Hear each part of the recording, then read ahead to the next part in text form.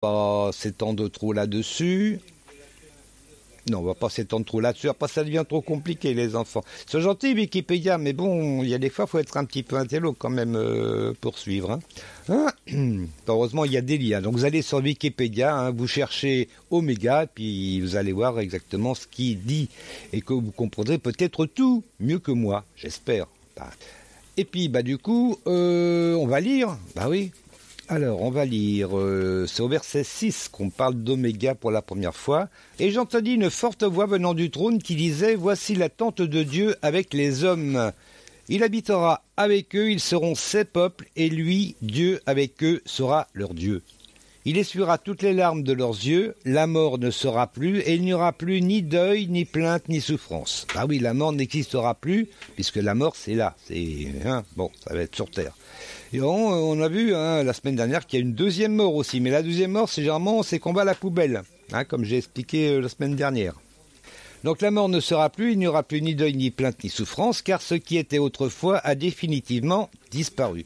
Alors celui qui siège sur le trône déclara « Voici, je renouvelle toutes choses », et il ajouta « Écris que ces paroles sont vraies et entièrement dignes de confiance. » Puis il me dit « C'en est fait, je suis l'alpha et l'oméga, le commencement et le but. À celui qui a soif, je donnerai moi à boire gratuitement à la source d'où coule l'eau de la vie. » Ça rappelle les évangiles, lorsque Jésus parle à la Samaritaine, à côté du puits, absolument.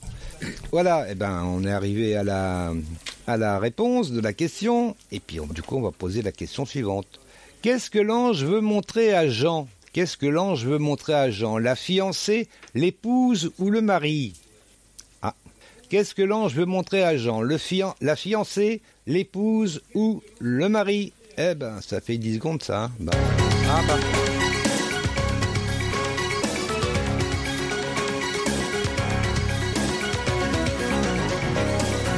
Voilà, du coup c'est un petit peu trop fort tout ça. Mais bon, c'est pas grave, on va y arriver quand même.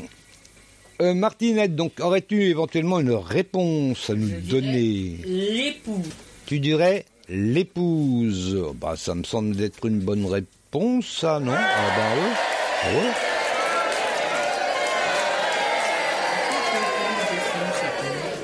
Oui. Alors, donc, on en est l'eau de la vie, voilà, donc on en est au verset 7. « Tel sera l'héritage du vainqueur. Je serai son Dieu et il sera mon fils. Quant aux lâches, aux infidèles, aux dépravés, aux meurtriers et débauchés, aux magiciens, aux idolâtres et à tous les menteurs, leur part sera l'étang ardent de feu et de soufre, c'est-à-dire la seconde mort. » Voilà, je vous parlais de la seconde mort, c'est la poubelle, voilà.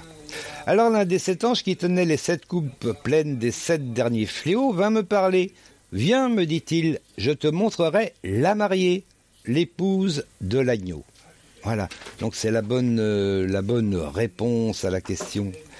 On arrive à la 5e question. T'es prête, nouille, Martounouille ? Non, c'est pas grave. T'es prête, Martinette ? Oui, mon ange. Oui, mon ange.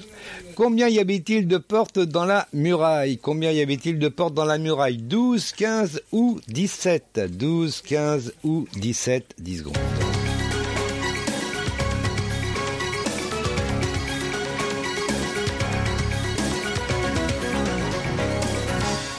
« 12. » Tu dirais 12. C'est encore une bonne réponse. Les 12 tribus d'Israël. Exactement, on se réfère aux 12 tribus d'Israël. On va voir un petit peu plus loin qu'on se réfère aussi aux 12 apôtres. Eh oui, ça marche par 12, les deux. Alors, ça y est, je me suis perdu. Donc c'est au verset 12 en plus, 12 portes au verset 12. Bon, on va y arriver. Donc on démarre au 10. « Il m'emmena en esprit sur une grande et haute montagne, d'où il me fit voir la ville sainte, Jérusalem, qui descendait du ciel, d'auprès de Dieu. Elle rayonnait de la gloire divine. Son éclat rappelait celui d'une pierre très précieuse, celui d'une jaspe, d'une transparence cristalline. Elle était entourée d'une grande et haute muraille percée de 12 portes gardées par 12 anges, et sur ces portes étaient gravés les noms des 12 tribus d'Israël. » Exactement. Ah voilà, c'est une bonne réponse encore. Et bien, on arrive à la question suivante. Avec quoi l'ange a mesuré Jérusalem? Avec quoi l'ange a mesuré Jérusalem? Avec un mètre, un bout de bois, hein, ou un roseau? Oh. Avec quoi l'ange a mesuré Jérusalem? Un mètre, un bout de bois ou un roseau? On va se faire 10 secondes, hein. Bah oui.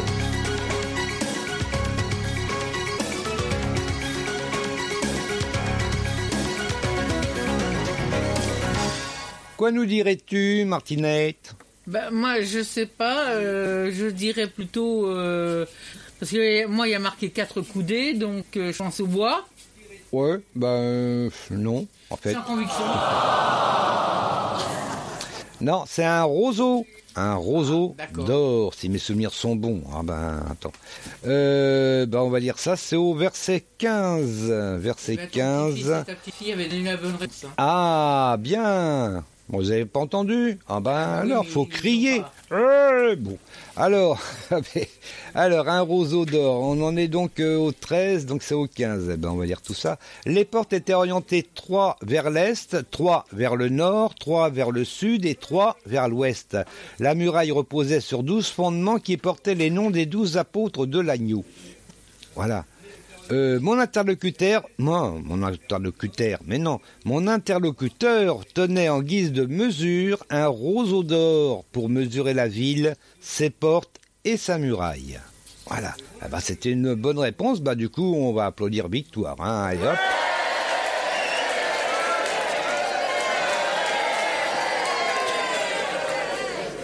Et on arrive à la question suivante. Oui. Alors, c'est la 7e question. L'or, elle est bizarre, c'est bizarre d'ailleurs, mais bon. L'or était transparent comme une vitre, comme de l'eau ou comme du cristal. L'or était transparent comme une vitre, de l'eau ou du cristal. 10 secondes.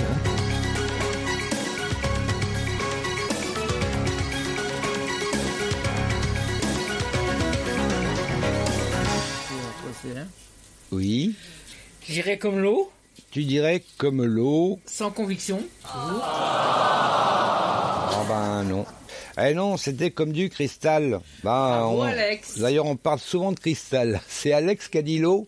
Non, il a dit T'as dit cristal. Bravo. Attends. Oui, le cristal, il revient souvent d'ailleurs dans Apocalypse. Alors...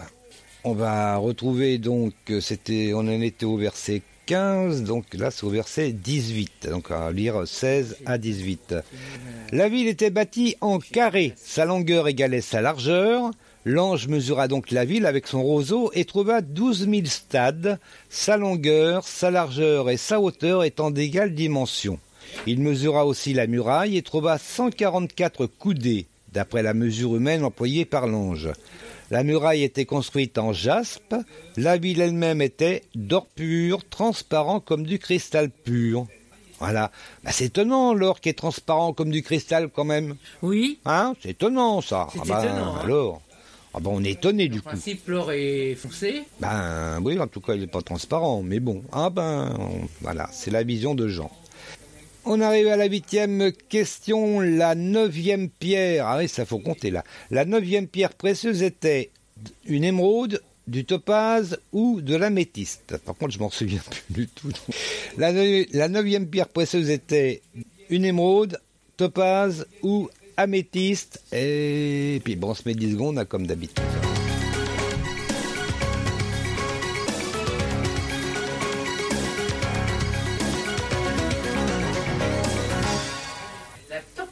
La topaze, mais t'es pas devant ton micro. Oui, papa. Voilà. La topaze, exactement, c'est une bonne réponse. Du coup, qu'est-ce qu'on fait? On applaudit.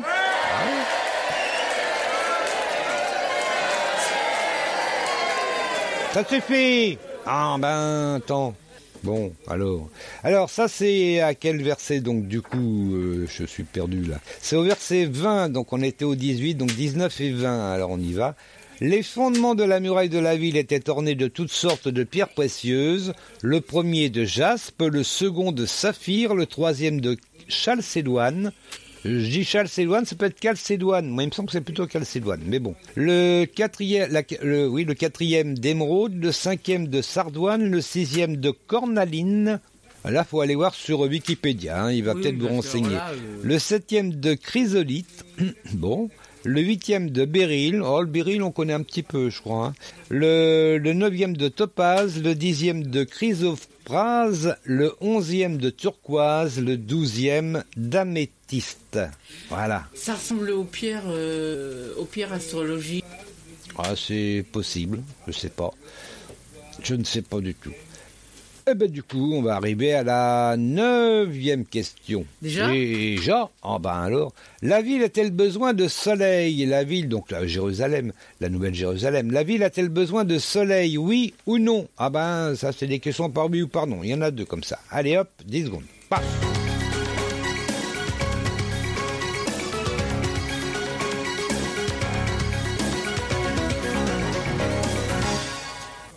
Que dirait-il, Martine? Ouais. Ouais. Oui. Oui, voilà, c'est une bonne réponse. J'étais pas sûr de moi, alors. T'as dit ouais? Ah non, c'est non. Ah ben non, c'est non. Bah c'est toi qui dis que... Bah oui, mais non, c'est non, tu m'as trompé. Ah ben alors. Ah ben non, elle n'a pas besoin de lumière. Ben non, elle n'a pas besoin de lumière. Ben, enfin tout de même. On va les vérifier. Hein. Ah ben attends, c'est au verset 23. Voilà. La ville a-t-elle besoin de soleil? Alors, les 12 portes étaient 12 perles. Chaque porte était faite d'une seule perle. L'avenue principale de la ville était d'or pur. Et voyez, on répète encore, hein, transparent comme du cristal. Je ne vis aucun temple dans la ville. Son temple, c'est le Seigneur, le Dieu Tout-Puissant, ainsi que l'agneau.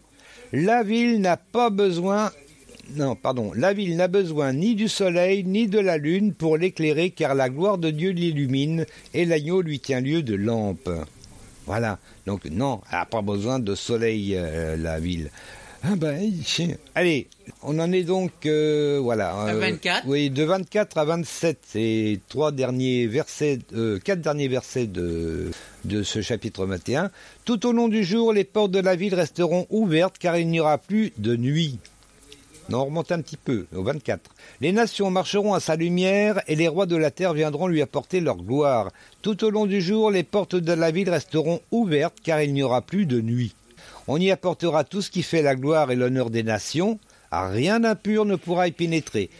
Nul homme qui se livre à des pratiques abominables ou aux mensonges n'y entrera. Seuls y auront accès ceux qui sont inscrits dans le livre de vie de l'agneau. Voilà. Hein, je rappelle un petit peu ce qu'on a vu la semaine dernière. Hein. Chacun a son livre et il y a un livre qui s'appelle le livre de l'agneau. Voilà. Et puis si on est dedans, on voit presque donne les livres. Si on n'est pas dedans, on regarde même pas. Poubelle. Ah ben, comme ça. Ah ben, c'est... Allez, on va écouter maintenant, donc, on arrive à la pause musicale, on va écouter donc Big T, Comment t'aimer avec Rabbi le Prince. Rabbi le Prince, c'est tout de suite sur Radio Prédication, on se retrouve juste après. Ah ben, il n'y a pas de raison, hein. Allez, c'est parti.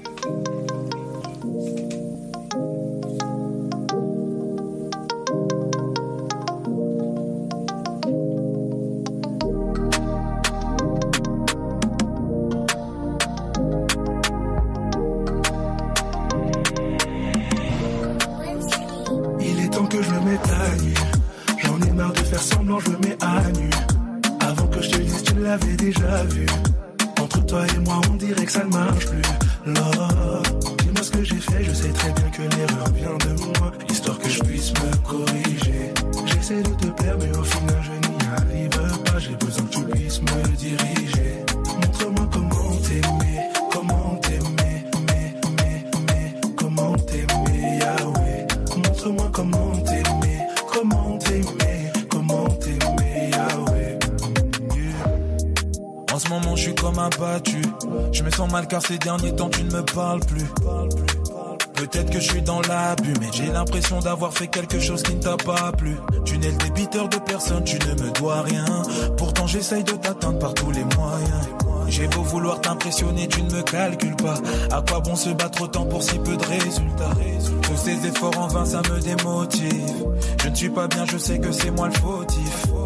Mon cœur est rempli d'hérésie. J'en ai marre de te servir avec hypocrisie. Il est temps que je me mette à nu. J'en ai marre de faire semblant, je me mets à nu. Avant que je te le dise, tu l'avais déjà.